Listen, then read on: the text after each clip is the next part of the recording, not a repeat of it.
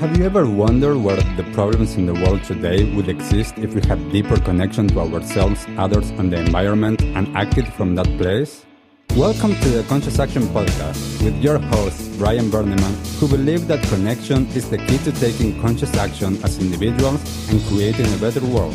We are here to raise awareness and inspire meaningful action by sharing stories, knowledge, and conversations with thought leaders and change makers.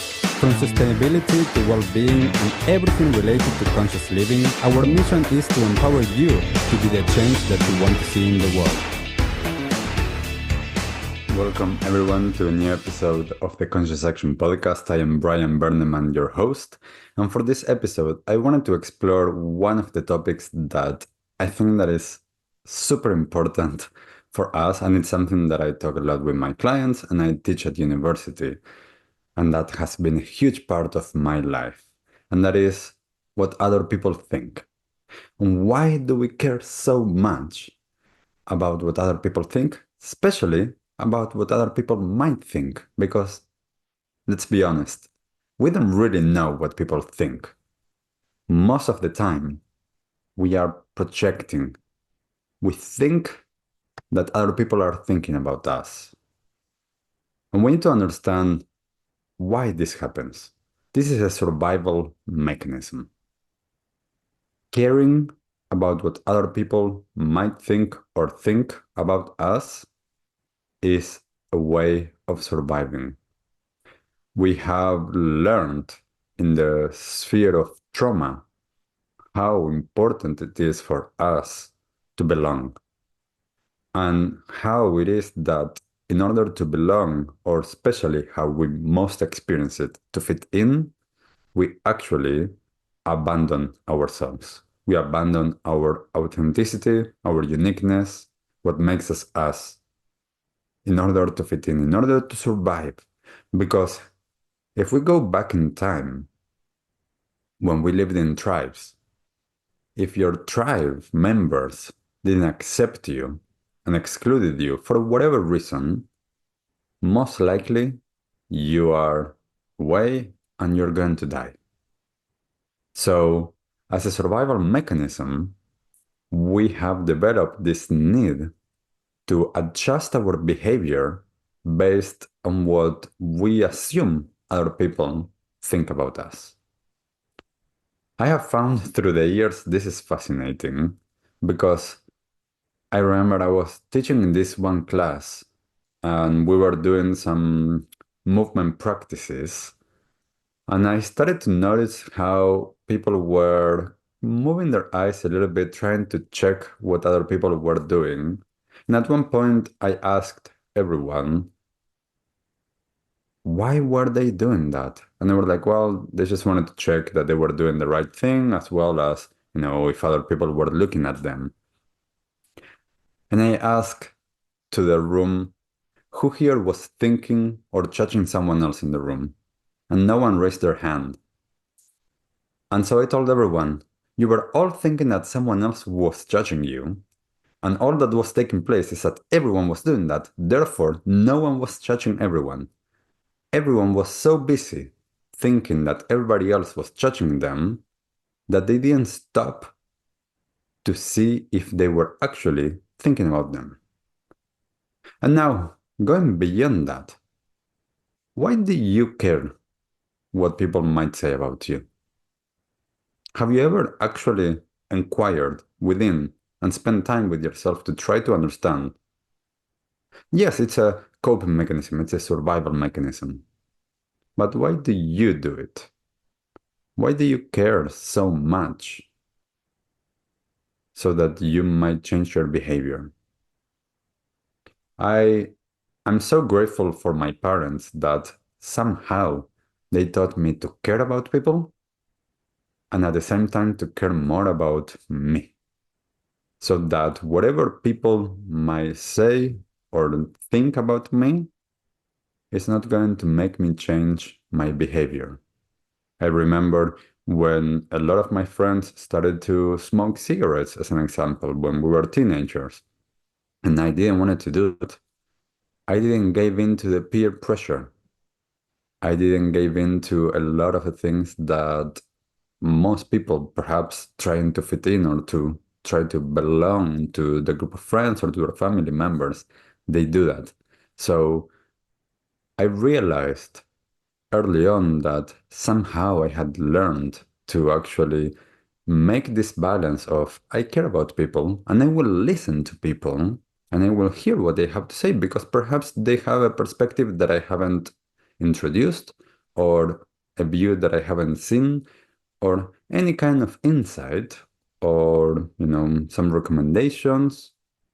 But in order for me to stay just with that, I need to make sure that I am strong in who I am, that I have developed a relationship with myself, so that I know where are my boundaries and what's actually me and what do I need, what do I want to do, how do I want to experience this life.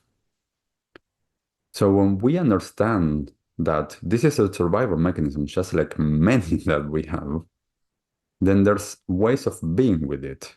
There's ways of engaging with it differently. And little by little, we need to find a way to go beyond that and to test, in a sense, what happens if others don't accept us, or if others judge us, or if others, think of us negatively. And the measurement there is, am I still alive?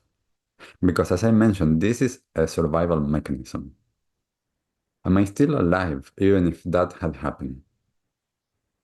And whenever it is as well that I'm assuming that other people might be thinking something about me, could I potentially ask them, are you actually thinking about me? Are you judging me?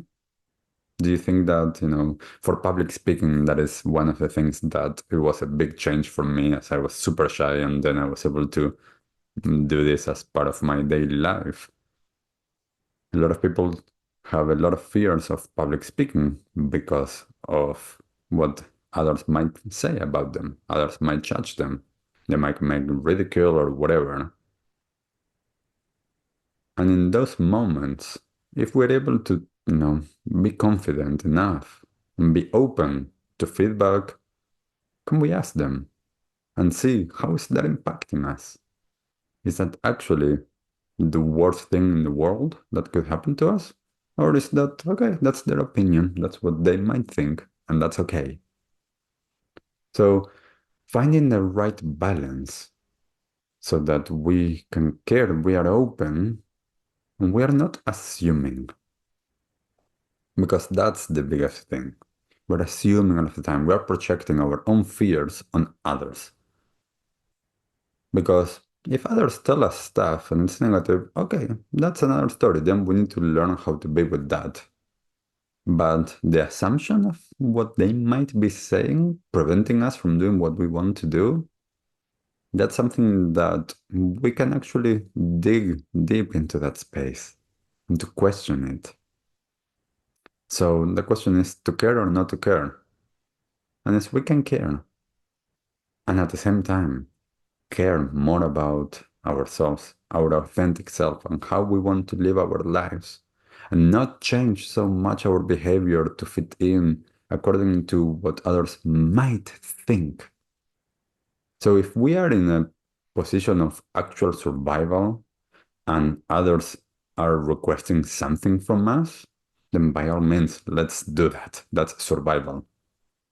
Majority of the time, what seems that is a life or death threat is not real. It's just in our heads. And this is part of living more consciously, of becoming more mindful, more present, to question things, to be curious. Where is this coming from that I'm thinking? Is this actually what's going on? Is this person in front of me actually judging me? And if so, how is that impacting me?